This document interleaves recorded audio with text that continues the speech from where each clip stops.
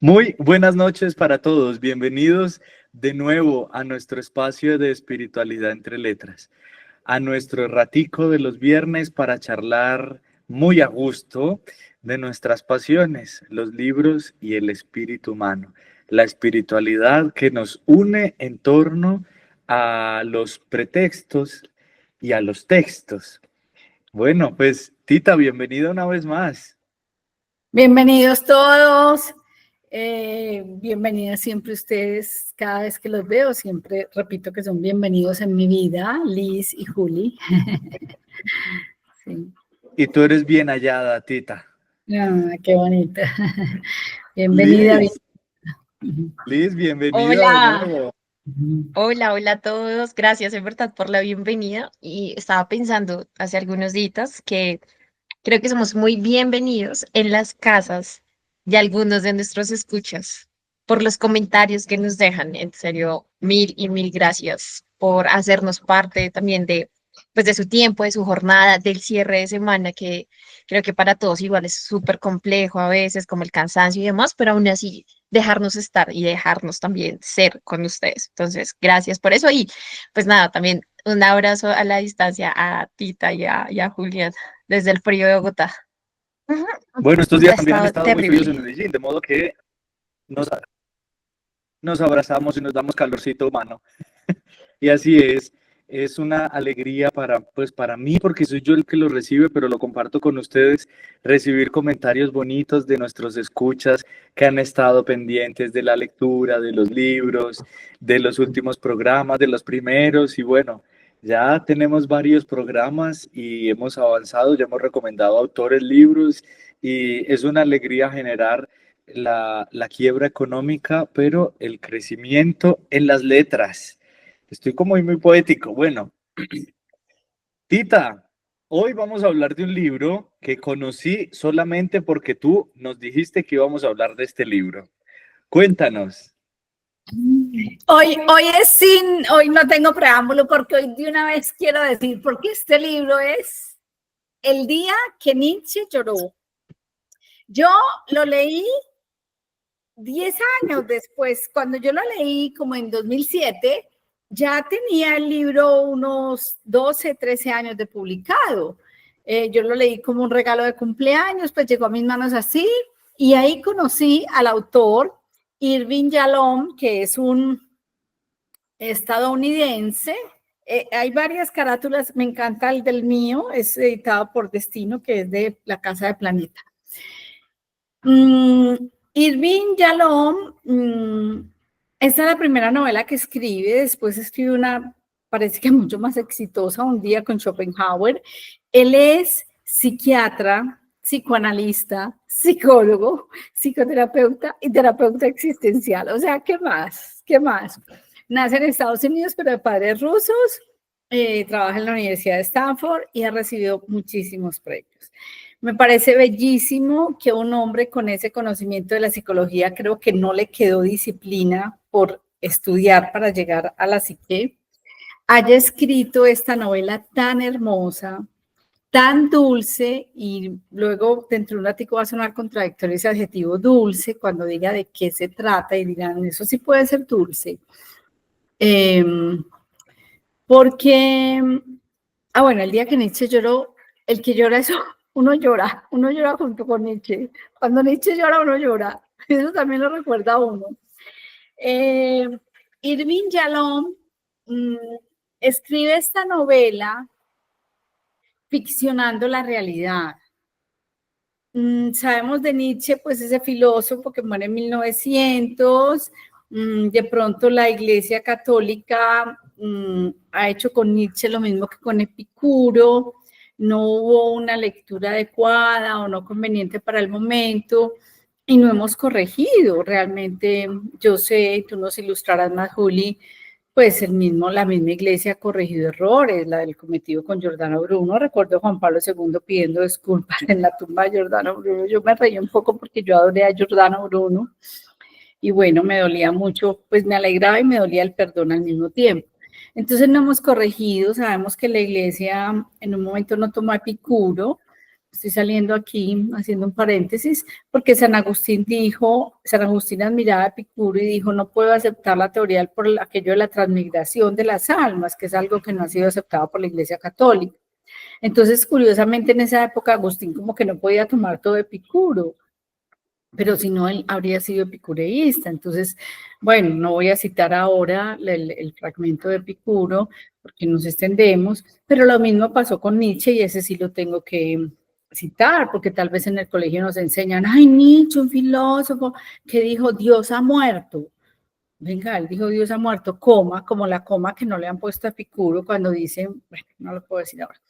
Nietzsche, Dios ha muerto, coma, ustedes lo han matado, o sea, ustedes mataron al Dios que es, pues ese, cierto, entre todos lo hemos matado, eso es la realidad, lo que dijo Nietzsche. Bueno, Nietzsche es un filósofo que sufrió mucho, realmente, porque padecía una enfermedad de base que le producía migrañas, también por la misma migraña sufría depresión. Entonces lo que hace Irving Yalom es que junta a unos que no se juntaron. Nietzsche sí conoció a Lu Andrea Salomé, que de pronto más adelante hago referencia a un libro sobre ella. Lu Andrea, que era una mujer también venida de, bueno, también digo como el autor, no como Nietzsche, venida de Rusia, una poeta, feminista, una mujer muy libre, que de hecho, pues, cuando decidió casarse, dijo, bueno, me caso, pero no tengo relaciones sexuales con usted, y 43 años estuvo casada sin relaciones sexuales, que porque esa era la manera de manejar su libertad. El caso es que se hacen amigos Paul Ricoeur, que era otro filósofo, Nietzsche y Lu Andrea, eso sí es verdad, pero aquí el autor los junta con Freud. Nietzsche nunca conoció a Breuer, ¿cierto? Y Lu Andrea conoció a Freud realmente años después. O sea, en la realidad ellos no se juntaron, excepto Paul Ricoeur, Lu Andrea y Nietzsche. Entonces, lo muy bonito del autor es que para poder desgranar todo su retrato del dolor, principalmente de Nietzsche, él los junta y para tener esa mirada psicoterapéutica. Y de hecho pone a Nietzsche a hacerse psicoterapia con Breuer, que no lo conoció. Y la psicoterapia, cuando sucede esto, sucede en la novela que tiene ¿cuántas páginas? 360, 70 páginas, sucede pues, eso acontece como en 2 meses, ¿sí? Entonces es muy bonito porque el hecho real, él los ficciona, le queda muy bien juntarlos, pero realmente todo lo que cuenta de cada uno de esos personajes sí es verdad. O sea, de Sigmund Freud, la paciente que tuvo Ana O para construir pues la idea de la histeria, Breuer, la psicoterapia, su matrimonio con esta Berta, o sea, Nietzsche que se pelea con Wagner, que se enamoran Paul Ricoeur. De hecho, Paul Ricoeur, Nietzsche y Lu Andrea se van a vivir juntos. Se llama la Santísima Trinidad, los tres, porque los dos se enamoraron. Entonces Lu Andrea dijo, ah, no, pues vamos a vivir los tres juntos. Y eso fue un escándalo para Wagner, el músico, del que luego se hizo enemigo Nietzsche. No podemos entrar pues en el detalle de a qué se debe su enemistad. Entonces, Wagner y Elizabeth, la hermana de Nietzsche, que pues realmente cuando ahondamos en la vida de Nietzsche nos resulta caer gorda Elizabeth, la hermana.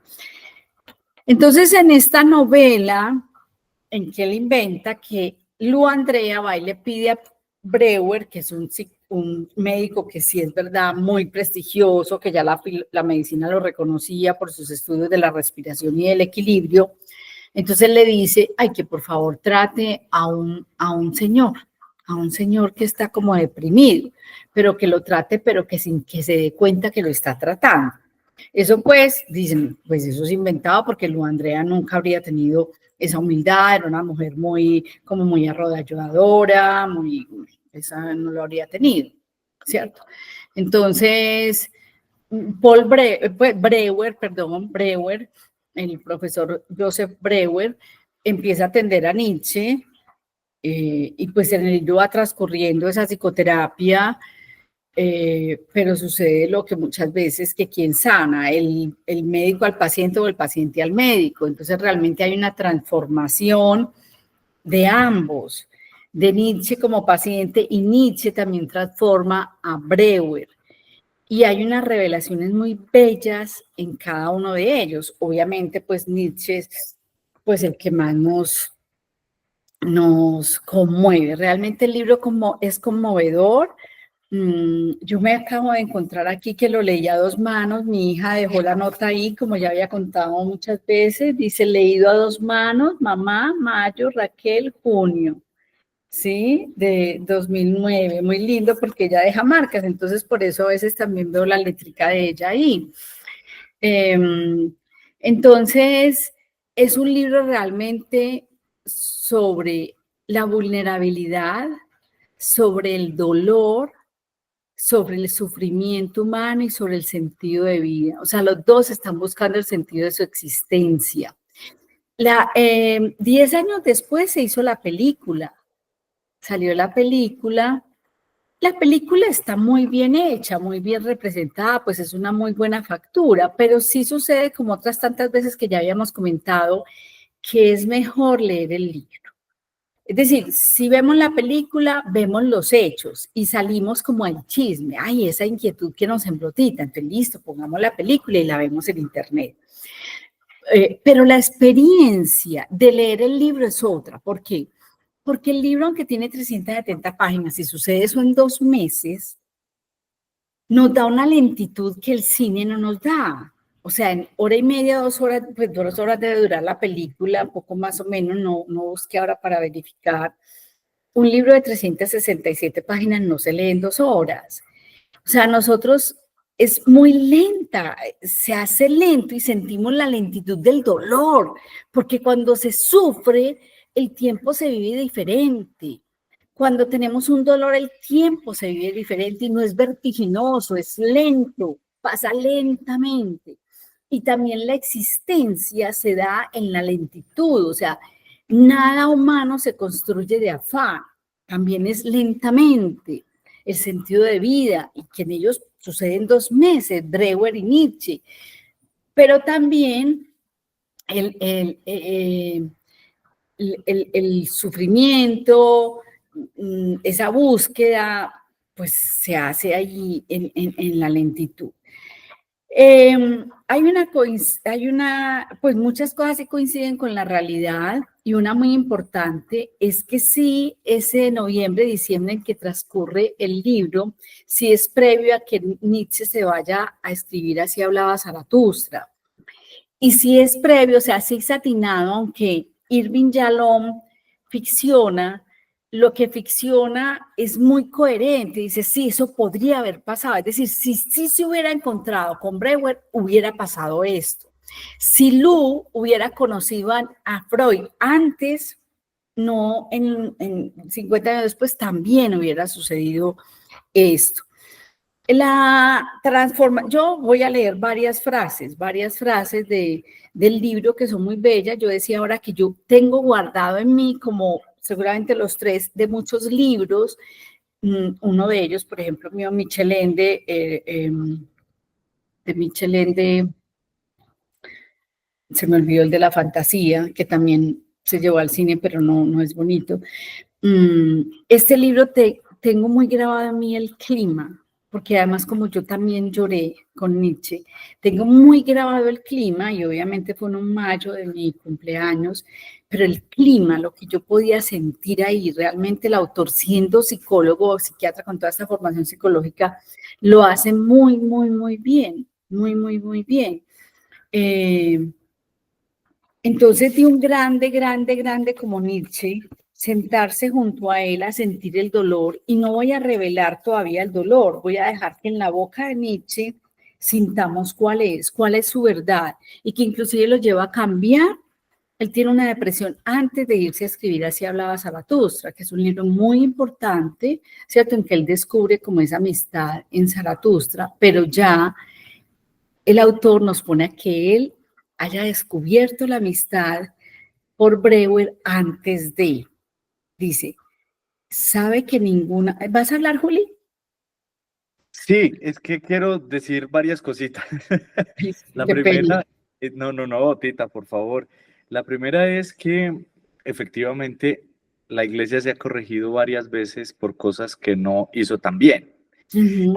Y eso me parece bellísimo. Es un gesto muy bonito de reconocer que todos podemos cometer errores, ¿no?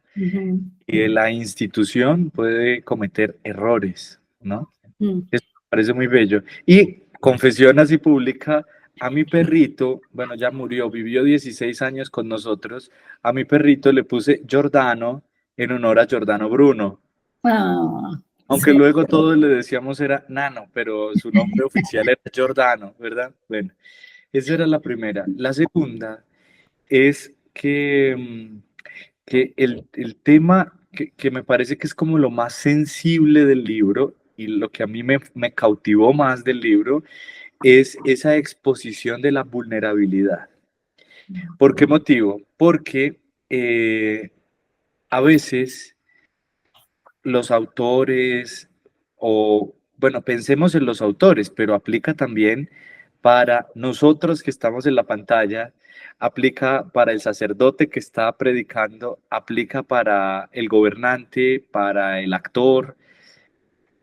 Todos tenemos vulnerabilidad y a veces, es decir, me parece un aspecto muy valioso del libro contemplar a Nietzsche vulnerable, que es una cosa que uno diría, Nietzsche, o sea, el gran filósofo Nietzsche, vulnerable. ¿Cómo es esto? ¿Cómo es posible que Nietzsche sea vulnerable?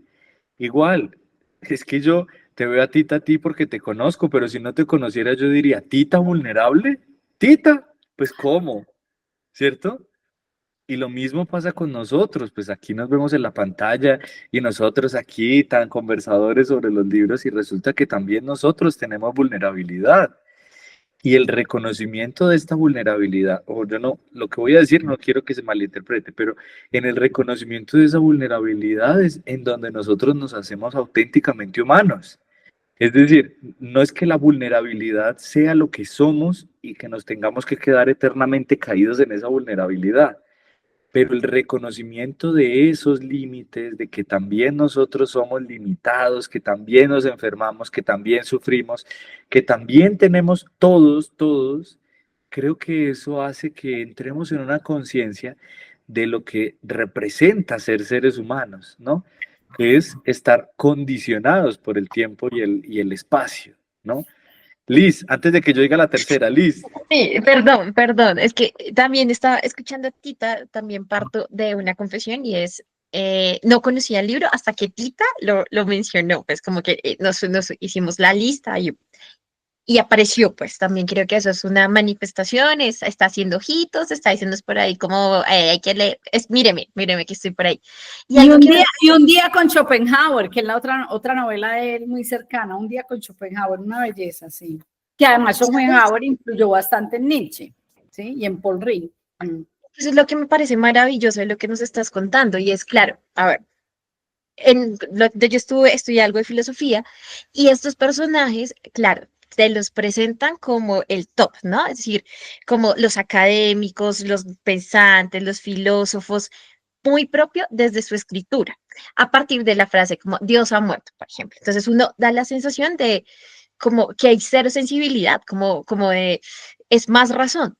Pero ahorita que tú nos hablas de la vulnerabilidad en estos personajes que parecen ser tan académicos o que bueno, de manera personal me los presentaron en un mundo tan académico, es quitar como muchos velos, o ni siquiera velos, como prejuicios, como imaginarios que nos vamos poniendo, eh, también para, no sé, como para justificar muchas acciones desde la razón.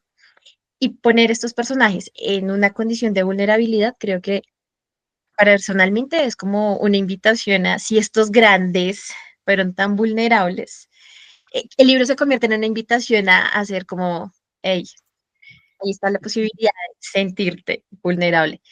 Y por eso me causa sensación el libro, desde el título, la verdad. Sí, Liz, incluso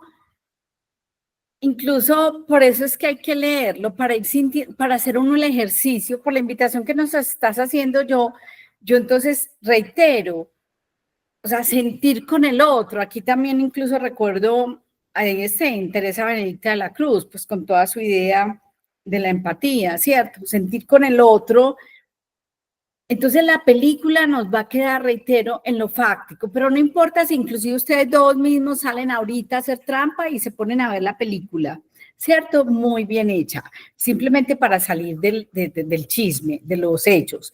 Pero luego hay que leer el libro porque es un ejercicio, es que realmente el libro se vuelve un ejercicio con uno mismo, de revisarse, o sea, cuando el autor inclusive nos aclara que la psicoterapia, o sea, que Nietzsche no pudo haber hecho psicoterapia porque apenas estaba en los albores, es muy coherente lo de Nietzsche porque Nietzsche sí trabajaba en el autoconocimiento. O sea, aunque la novela, he dicho, es ficcionado el encuentro, no son ficcionadas las cartas de Nietzsche, las cartas de Lu Andrea, los poemas, los fragmentos póstumos utilizados de Nietzsche, frases de Freud, o sea, con todo lo que sí existe en la realidad, él simplemente ficcionó, dijo, juntemos a estos personajes que quedan muy bien pegados, porque ya había 3 pegados, pues 4, Wagner, Paul Rick, o sea, simplemente metieron a Freud y a Breuer, que además ellos dos sí estaban juntitos, porque Breuer era el tutor de Freud, ¿cierto? Entonces, pues juntaron a 4 aquí con estos 2 que uno de ellos se va a conocer 50, pero quedaron muy bien juntados, ¿cierto? Entonces es el ejercicio de leerlo para cosentir e inclusive identificarse, que es algo que también hace mucho la psicoterapia. O sea, comprender por identificación, y es lo que está diciendo Lisa ahora. Lo que tú insinuaste, Juli, ese mismo dolor que hemos sentido, esa misma vulnerabilidad nuestra, ese mismo sufrimiento que a veces ¿cuál es el sentido de vida en medio de este sufrimiento? Entonces yo quiero leer un párrafo más largo de los que voy a leer, porque el otro voy a leer fragmenticos antes de darle la palabra a Juli, en que se entiende cuál era todo ese dolor de Nietzsche, porque sí quiero decir cómo se resuelve sin que signifique que voy a contar el final. Dale, Juli. Sí, lo que pasa es que me encanta este recurso literario del ensayo sobre la realidad.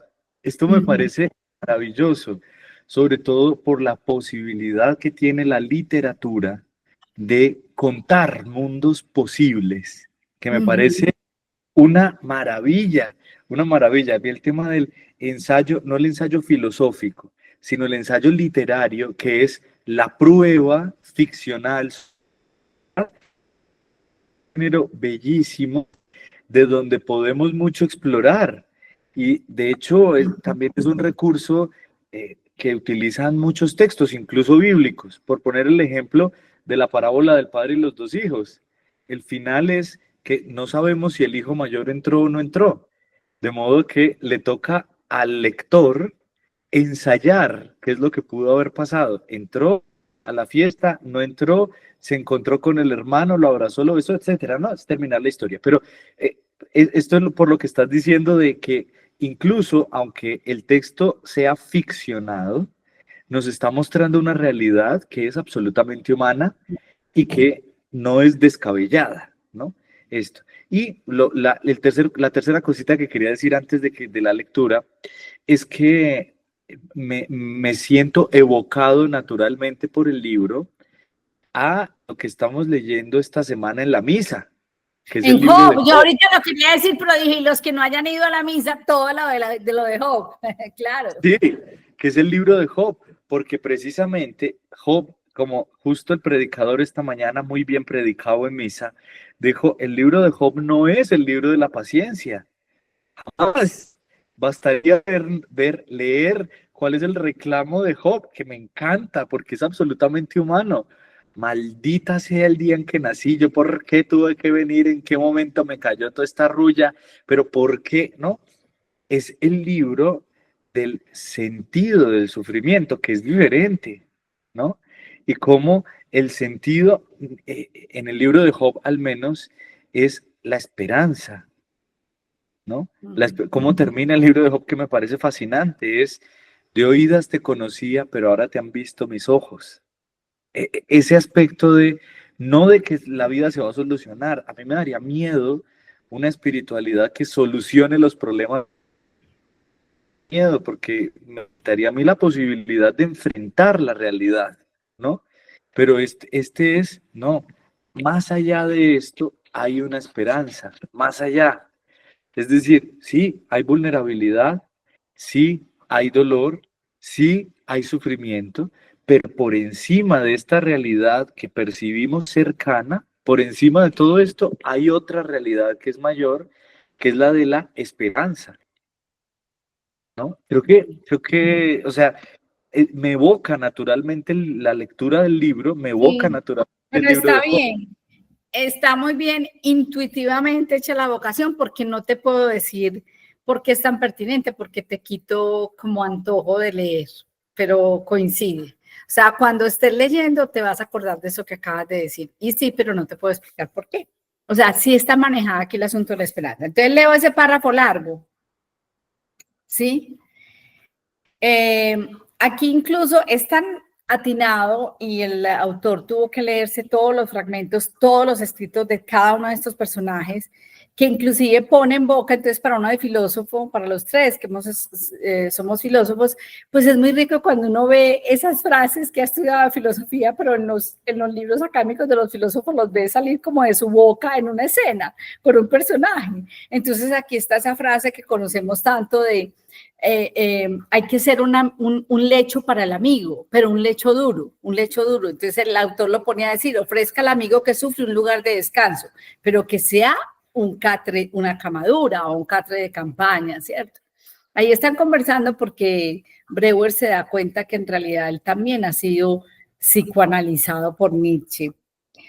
Dice Nietzsche, le dice a Breuer, sabe que ninguna otra mujer me ha tocado. O sea, para Nietzsche que Lu, cuando se da cuenta de que estos dos están enamorados de mí, yo finalmente no quiero nada, entonces ya los echa todos, ya los deja y no sé qué, y este queda todo depresivo. Igual Paul Rudy se vaya a hacer otras cosas, pero este queda deprimido el resto de la vida. Sabe que no haber sido nunca amado ni tocado, vivir una vida en la que nadie se fija en mí en lo más mínimo. ¿Sabe lo que es eso? Me paso días y días sin decir ni una sola palabra a nadie, excepto quizá Guten Morgen, Guten Abend, el dueño de mi Gasthaus. Sí, Joseph Breuer. Usted ha hecho una interpretación correcta a la falta de abertura. No pertenezco a ninguna parte. No tengo casa, ni un círculo de amigos con quienes hablar a diario, ni un armario lleno de pertenencias, ni un hogar familiar. Ni siquiera tengo patria porque he renunciado a la ciudadanía alemana y nunca me quedó el tiempo suficiente en un lugar de Suiza para conseguir un pasaporte. Nietzsche dirigió a Breuer una mirada escrutadora como si quisiera que lo interrumpiera, pero Breuer permaneció callado. Ah, Joseph, sé cómo disimular y cómo soportar en secreto la soledad e incluso glorificarla. Digo que tengo que permanecer apartado de los demás para pensar de forma independiente. Digo que las grandes mentes del pasado me acompañan, que se arrastran desde sus escondites para florecer bajo la luz de mi sol. Desprecio el temor a la soledad. Declaro que los grandes hombres tienen que soportar lo que decía ahorita Liz, grandes dolores, y que he volado tan lejos hacia el futuro que ya nadie puede acompañarme. Proclamo que si me interpretan mal, me temen o me rechazan. Entonces mucho mejor, pues ello quiere decir que se me tiene en consideración. Digo que mi valor para soportar la soledad, lejos del rebaño, sin la ilusión de un proveedor divino, demuestra mi grandeza. Pero una y otra vez me asalta el miedo. O sea, está diciendo, yo digo esto en los libros, yo lo digo en los libros, pero mire yo quién soy realmente. A pesar de mis bravatas, a pesar de mi convicción de que soy el filósofo póstumo, de que el mañana me pertenece, aún a pesar del eterno retorno, me acosa el pensamiento de morir solo. Decía, no quiero que descubran mi cadáver por el olor. Y él sabía que con la vida que llevaba lo iban a descubrir por el olor, no tenía nadie. ¿Sabe lo que es saber que cuando muera pueden pasar días o semanas sin que se descubra mi cuerpo antes de que el olor fétido atraiga a algún extraño? Intento consolarme. A veces cuando me siento más solo hablo conmigo mismo, no demasiado alto, porque temo mi propio eco vacío. La única persona en toda mi vida que llegó a llenar este vacío fue Lu Andrea Salomé. A Breuer no le salía voz para expresar su tristeza y su gratitud por el hecho de que Nietzsche lo hubiera elegido para confiarle aquellos grandes secretos, por lo que se limitó a escuchar en silencio. Dentro de él crecía la esperanza de poder llegar a ser el médico de la desesperación de Nietzsche. Y ahora, gracias a usted, decía Nietzsche, sé que Lu fue solo una ilusión. es una medicina muy amarga, doctor. Bueno, ahí nos damos cuenta cuál es el nudo, cuál es la dolencia de Nietzsche. Yo quiero leer, pero no les doy la palabra a ustedes, unas frasecitas así sacadas, muy bellas, y luego leer una partecita, o sea, final para cerrar, no final del libro, sino para cerrar, para darle pues como la contundencia a eso. Quiero además decir que Lu Andrea le escribió, quizás las últimas cosas que le escribió a Nietzsche, fue una oración a la vida y se la regaló. A Nietzsche le conmovió y Nietzsche quería ponerle música. Recordemos que Nietzsche era amigo de Wagner. Pero no le cuadraba la métrica de los versos y bueno, también estaba deprimido, pero quería, y él ya tenía una composición, una melodía, pero para un himno a la amistad, Nietzsche. Entonces acomodó esa música, la acomodó a esa oración a la vida y siempre deseó y se la mandó y le encargó a un músico, no a Wagner, que ya se había peleado con él, se la mandó pues a Lu y le dijo, mire,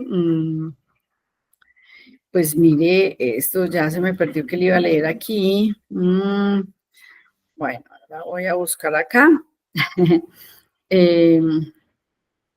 Porque es muy diciente. Se la mando y le dije, mira lo que he hecho con tu... Inclusive pues la música uno la puede encontrar en internet. Sin duda, un amigo ama a su amigo, como yo te amo a ti, vida llena de enigmas. Lo mismo si me has hecho gritar de gozo que llorar, lo mismo si me has dado sufrimiento que placer. Yo te amo con tu felicidad y tu aflicción, y si es necesario que me aniquiles, me arrancaré de tus brazos con dolor, como se arranca el amigo del pecho de su amigo. Con todas mis fuerzas te abrazo. Deja que tu llama encienda mi espíritu y que en el ardor de la lucha encuentre yo la solución al enigma de tu ser. Pensar y vivir durante milenios arroja plenamente tu contenido. Si ya no te queda ninguna felicidad que darme, bien, aún tienes tu sufrimiento. Y lo leo porque Nietzsche ponderó el valor del sufrimiento para crecer. De hecho, es Víctor Frank, que lo referimos hace unas semanas, el que se pega de la frase de Nietzsche. Frank, otro vienés, como Breuer, como Freud, no como Nietzsche, otro vienés que se pega a la frase de Nietzsche cuando dice, aquel que tiene un para qué acepta cualquier cómo. Entonces Nietzsche incluso aquí y en la novela, él va desgranando el valor que va teniendo el sufrimiento en su vida, el valor que va teniendo en su vida, ¿sí? Bueno, les doy la palabra. Tita, es que me parece tan dramático ese comienzo del fragmento que tú leíste, eso de no he tenido nunca nadie que me toque, Sí. sobre todo porque a mí me da la impresión que esa es una de las grandes epidemias del mundo contemporáneo. Bueno, la primera y la más grave es el tema de la soledad, ¿no? Pero luego hay otra que a mí me parece corrupta y es que no hay toques sanos. ¿A qué me refiero? Tocan es para usarme, para abusarme, para vulnerarme aún más de lo que ya soy. Sí. Y qué drama tan fuerte es el hecho de no conocer la limpieza de la buena intención, del toque de un amigo, del abrazo cercano, que radica el gran dolor que representa para otros el estar solos. Sí. Probablemente quienes hemos vivido solos en algún momento de la vida, hemos experimentado lo dramático que puede ser. No porque sea terrible y porque sea pues un karma espantoso, pero hay momentos en los que uno dice como, ojalá estuviese acompañado, ¿no? Ojalá pudiese compartir esta tristeza, esta alegría con alguien. Ojalá alguien me abrazara de verdad, que me parece que es un drama muy fuerte, muy potente que vivimos en nuestros días, ¿no? basta con echar una mirada a los apartamentos que tenemos a nuestro alrededor o las casas para darnos cuenta de esta realidad. Uno, que vivimos absolutamente solos, pero otro es que no hemos sido buenamente tocados y esto me da mucha tristeza, ¿no? Sí, sí, sí, sí, sí. Es muy dramático. Incluso yo haría como, yo haría unos pasitos hacia atrás y creo que, claro, eso es un drama, el tema de la soledad, pero Tita, cuando leí este fragmento que personalmente sentía el ojo aquí ya aguado, era un poquito el hecho de ser conscientes de que puedo ser vulnerable, de que hay un algo que no es decir, yo no sé si sea lo más adecuado decirlo en estas palabras, pero sí como que hay un algo que hace falta, que no, no sé, como que no termina de ser pleno, como que hay un algo ahí, es decir, y muchas veces se da o se asegura más bien de que así se tiene que vivir, ¿no? De que eso es como olvídate que puedes ser vulnerable porque eso no es posible, porque no hay posibilidad, porque el mundo te exige otras cosas, porque necesitas responder a otras necesidades, a otras urgencias. Y creo que creo que digo por segundos pasitos hacia atrás, porque lo ideal, o yo creo que lo maravilloso, no sé, como la oportunidad abierta sería reconocernos como vulnerables, como faltos de algo o de alguien que está ahí para, no sé si para completarme, pero sí para darme por lo menos un abrazo sensato. Eso es importante. Es decir, yo sola no me puedo abrazar, yo sola no puedo reconocer que soy yo con mi soledad y el otro yo acompañando mi soledad, porque pues incluso a nivel cristiano quita todo el término, pues le quita toda la experiencia mística de la alteridad, del otro, del encuentro con el otro con mayúscula. Y esto lo digo, de pronto no son los, siempre digo, no son los términos adecuados, pero sí como una sensación de, si bien ya soy íntegro, hay siempre un alguien que puede llegar a darme mucho más de lo que yo consideraría. Y eso de reconocimiento sí me parece que es muy valioso. Por eso el hecho de que, claro, así sea que algo que reconocía era su sufrimiento, pero lo reconoce. Eso es valiosísimo, la posibilidad de reconocer que el sufrimiento también pues, hace parte de mi camino y me constituye y me hace incluso, ¿por qué no?, en su momento abrirme a los otros. Eso es lo que me hace pensar un poquito lo que leía Tita. Y perdón, porque quisiera radicalizar lo que estás diciendo. No es solamente que me falte, o sea, esa sensación de que falta, sino que necesito al otro, lo necesito Y es para, curioso, por lo que tú dices, no, no para sentirme como violentado, no porque tenga puños, sino porque pasas unos límites que yo en este momento estoy marcando por infinidad de cosas, porque los reconozco o los desconozco. eh, Hay que ir como, es raro, es curioso. no, y mira que la espiritualidad cristiana, que es desde donde nosotros nos ubicamos, pone en un lugar privilegiadísimo al otro. A mí me gusta decir, cuando hablo de este tema en ambiente cristiano, que el otro es el hermano, es la puerta de entrada al cielo. No podemos pensar que podemos llegar al estado de plenitud cristiana, pues que es humana, por supuesto, prescindiendo del otro. Es decir, esta soledad que sufre Nietzsche no es el estado para el cual fuimos creados desde esta perspectiva. Nosotros fuimos creados para la relación, para el vínculo, para el encuentro, como tú lo decías. Y si estamos necesitados no es porque nos falte, sino porque justamente ahí, en el encuentro con el otro, es donde encontramos la verdadera reciprocidad que nos permite elevarnos. Esto O es incluso muy fuerte. uno podría decir, es encontrarme a mí mismo. ¿Quién soy? ¿Quién soy? Yo no me determino por mí mismo, sino que es el otro el que me determina. Por- Exacto, estoy en el otro. Esto es muy lindo. Es el pero rostro de ese es quien me revela quién soy yo. claro.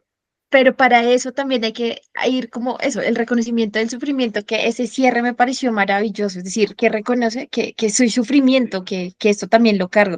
Y ese temor de pese a todo, no quería morir solo o no quería morir en esas condiciones, como lo decía Tita. Eso fue lo que a mí me pasó, por lo menos con la insoportable levedad del ser, que ya lo discutimos en anteriores sesiones. Esa sensación de no, no es así, es decir, como hay un reconocimiento, es decir, no sé cómo, pero así no. Es interesante, sí, creo que es un regalo, personalmente es un regalo poder decirlo y sentirlo y como querer vivirlo de otra manera.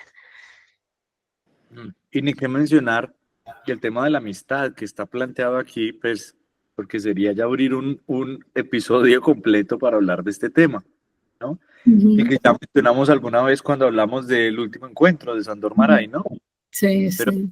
pero me parece fantástico el tema de Sí, yo no quería pues decirlo tan rápido, pero como ya creo que también hay que estar cerrando esta sección, cuando dijiste lo del otro, pues bueno, ya que mencionas la amistad, dije, ya lo tengo que decir. Realmente lo que salva a Nietzsche en la novela, en la parte de ficción en su encuentro con Breuer, es la amistad. Y aunque esa parte es ficcionada, pues son muy reveladores los textos, los diálogos que pone pues el autora en boca de ambos personajes, pero sí coincide con que sí hay una luz distinta en Nietzsche antes de irse a escribir Así hablaba Zaratustra. Entonces, yo propongo leer un poquito de frasecitas, no muchas, porque tenía muchas, pero no tenemos el tiempo, y leer una frase contundente, un pedacito contundente que marca qué es lo que le hace, qué es lo que realmente hace Breuer en Nietzsche. ¿Sí?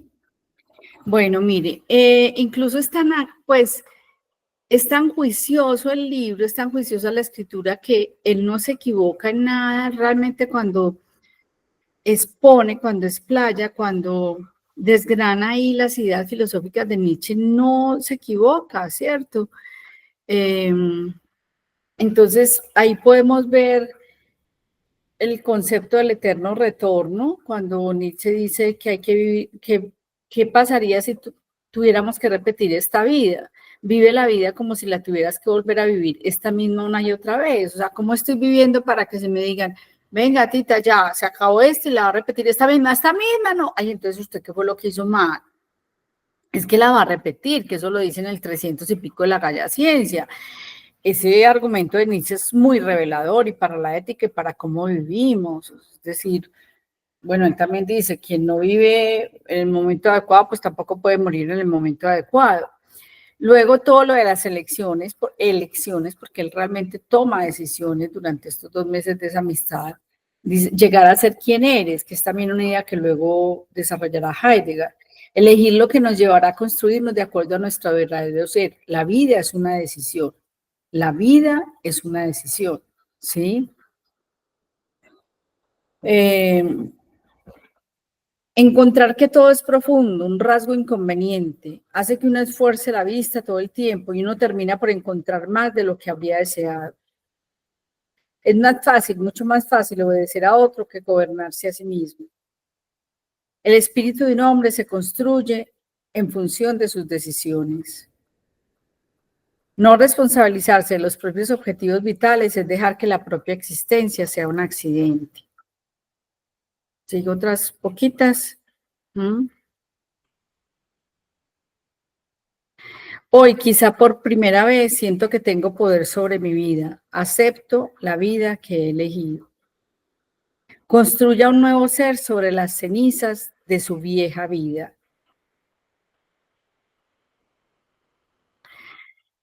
Solo el deber de ser quien es, sea fuerte, de lo contrario siempre utilizará a los demás para su propio engrandecimiento. Este es muy fuerte. Para fortalecerse, primero debe hundirse en la nada absoluta y aprender a enfrentarse. Bueno, es que estaba buscando lo de las cenizas. Bueno, en algún momento, ya con esto pues por mi parte yo termino, en algún momento Breuer que incluso pues es verdad que él tenía problemas con su matrimonio, no entendía un poco ver a Matilde, su esposa, se quería divorciar, etcétera, y pues lo ficticio es que el autor los pone aquí en ese encuentro con Nietzsche, que Nietzsche le resulta haciendo psicoterapia, tiene unas frases y unos análisis sobre el matrimonio bellísimo, sobre la relación de pareja, y finalmente Breuer pues recapacita y recupera su matrimonio, sus hijos y su familia, ¿cierto? Entonces, en el momento que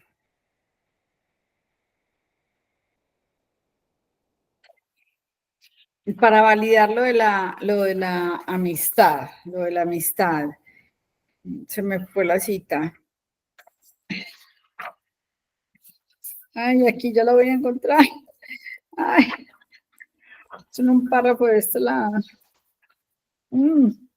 Dice, entonces Breuer, el médico, es el que está agradecido con Nietzsche. Nietzsche le dice, Nietzsche ya le ha explicado todo lo que le ha dado él, y le dice, no subestime lo que me ha dado Joseph, es Breuer. Pues es Nietzsche el que está hablando y le dice Joseph, no subestime el valor de la amistad. Por eso quería cerrar con esto. El valor que tiene el hecho de que ahora yo sepa que no soy un monstruo. El hecho de que sepa que soy capaz de tocar y aceptar que me toquen. Antes abrazaba solo a medias mi concepto del amor fati. El amor fati es algo que también desarrolla el amar el destino. Me había adiestrado, mejor dicho, me había resignado a amar mi destino. Pero ahora, gracias a usted, gracias a su casa abierta, me doy cuenta de que tengo elección. Siempre estaré solo, pero qué diferencia maravillosa poder elegirlo.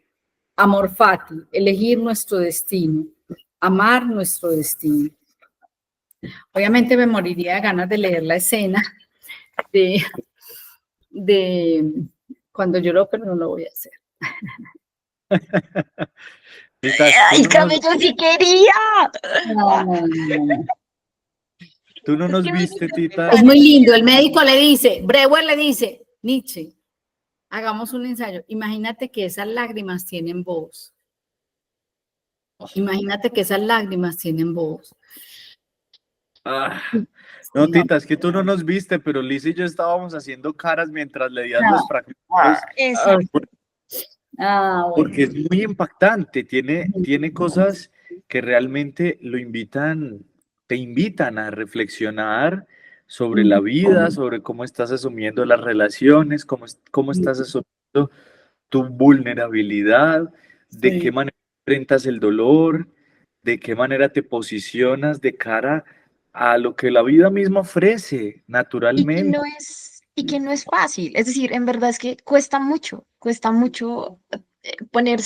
reconocer que se es vulnerable.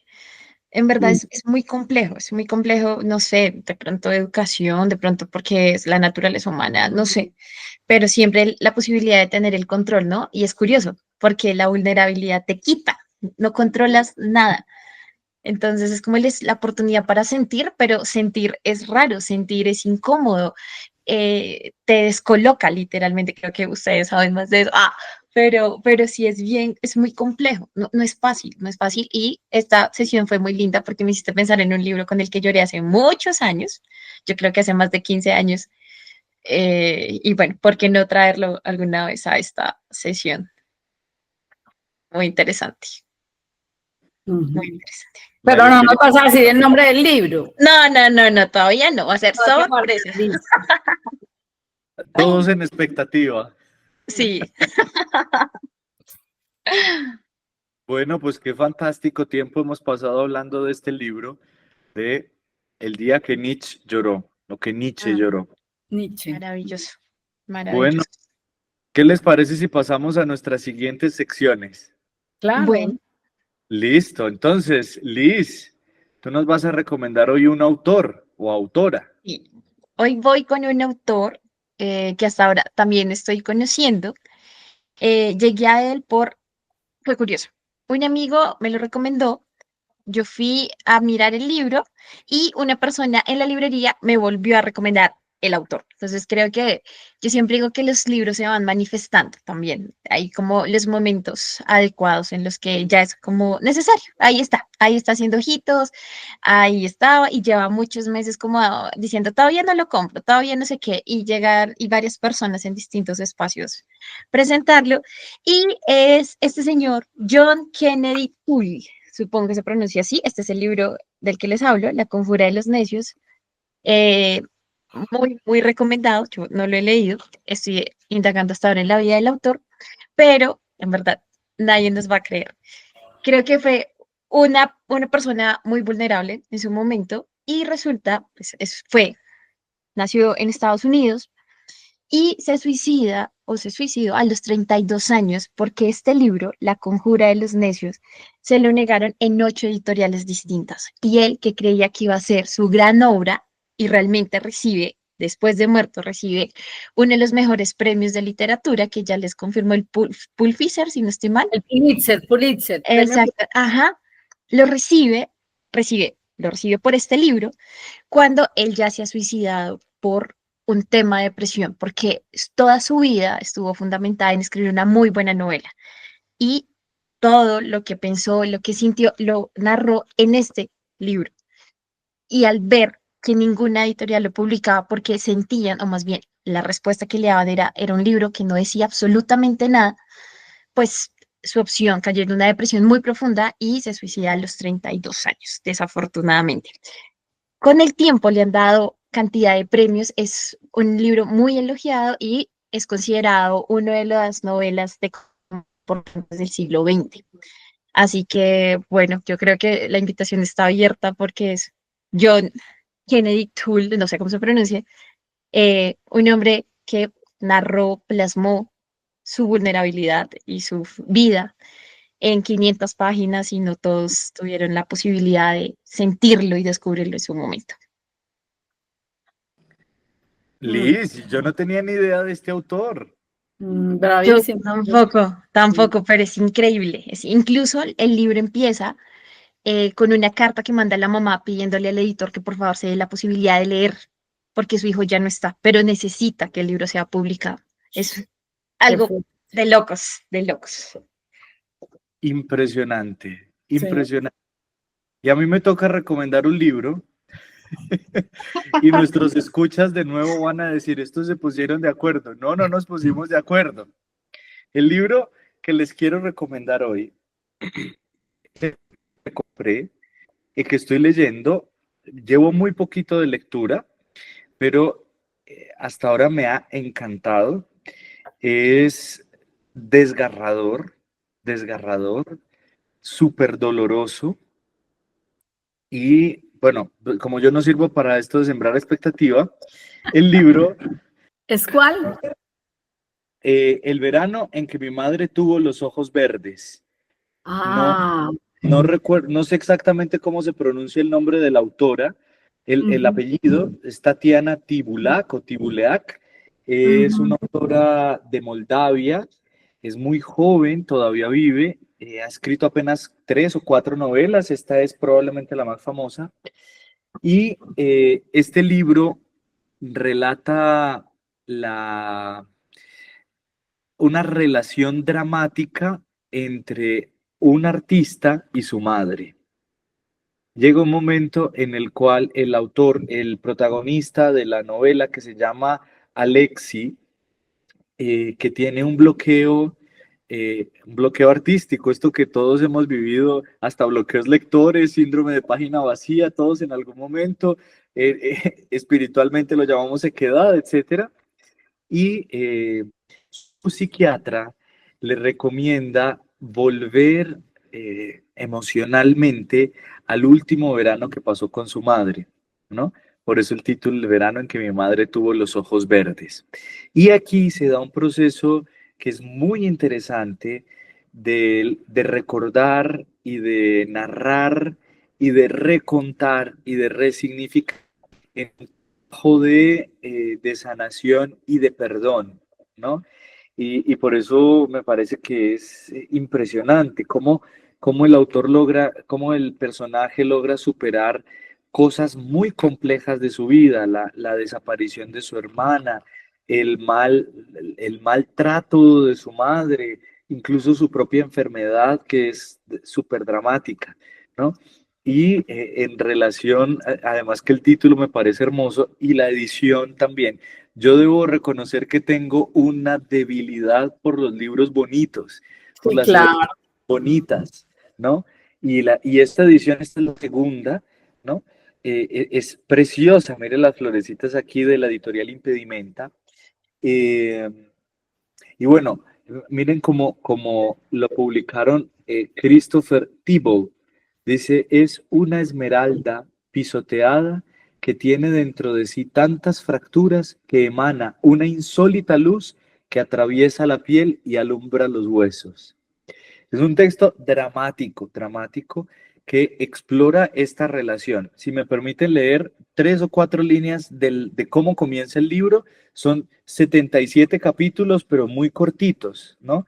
El libro en total tiene 247 páginas y 77 capítulos muy cortos divididos en esas 277. Pero quiero leerles el principio para que veamos cómo es de dramático.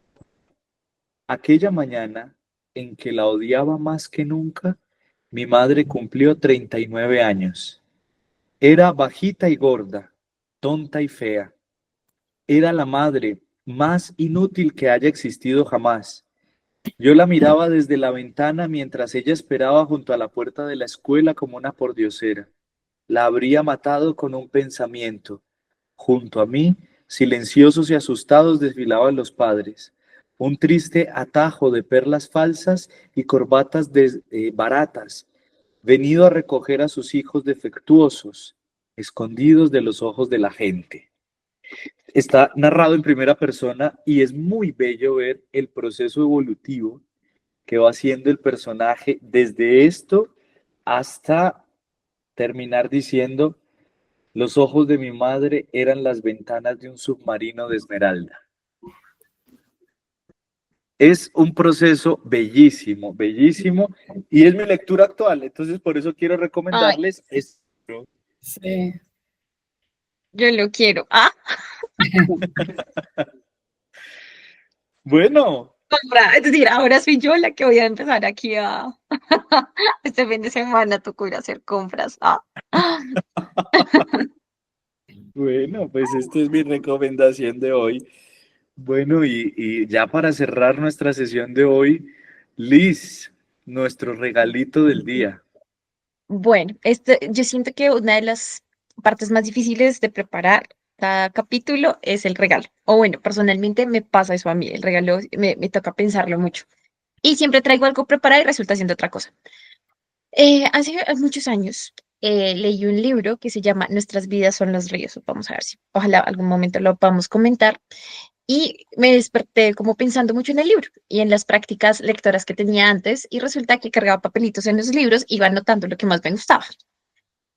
Y se me vino a la cabeza y quiero regalarles parte de, pues, de este libro, que creo que también además puede llegar a ser un cierre muy bello de todo lo que hemos hablado hoy.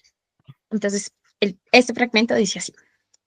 A donde tarde o temprano regresan todas las criaturas de la tierra de los volcanes para ser consumidas por el fuego, hasta que no quede de nosotros otra cosa que la estela efímera que hemos trazado en este mundo, que imprudentemente llamamos nuestro, o incluso hogar, pero que no es nada más que una hermosa y con frecuencia dolorosa estación de paso, un sitio en el que luchamos con desesperación para crear, controlar, cambiar, aferrarnos a las cosas, a la gente, al poder, a la gloria, a la belleza y hasta el amor, sin entender que todo ello nos es dado solo en préstamo para ser pasado una y otra vez a aquellos que vienen detrás de nosotros, ya sean amos o esclavos, a todos los insensatos que habitan la tierra, soñando esos sueños de los que estamos hechos. Qué profundidad. No, no, no. Qué linda es la Gracias, literatura que nos gracias. permite estos momentos. Lynn, ¿me repites el nombre del libro, por favor? Sí, Para mí. el libro se llama Nuestra vida Nuestras vidas son los ríos y es una biografía ficcional sobre Manuelita Sáenz. Así que Wow. bellísimo, bellísimo, bellísimo. Ojalá podamos comentar aquí personajes femeninos importantes para la historia de Colombia. Impresionante, impresionante. Bueno, se nos agotó el tiempo y ha sido un gusto, como siempre, compartirlo con ustedes, Tita y Liz, y con nuestros escuchas, por supuesto. Un placer. Qué gusto estar con ustedes. De verdad que yo me regocijo siempre y de este ratico, y de verdad que me siento así como henchido. Eso es. Y Un bueno, honor, pues, un honor estar acá. Un honor estar acá y acompañarlos y dejarnos estar en sus casas y en sus rutinas y en sus hogares. En verdad, gracias. Gracias por un, estar un- una noche más. un saludo a todos nuestros escuchas que con tanta fidelidad nos siguen. Y bueno, si Dios nos permite, nos vemos la próxima semana. Hoy estuvimos muy dramáticos en todo, Sí, pero nos veremos total, la próxima total. semana, si Dios quiere. Un abrazo para Chao, todos. chao, Chao. chao.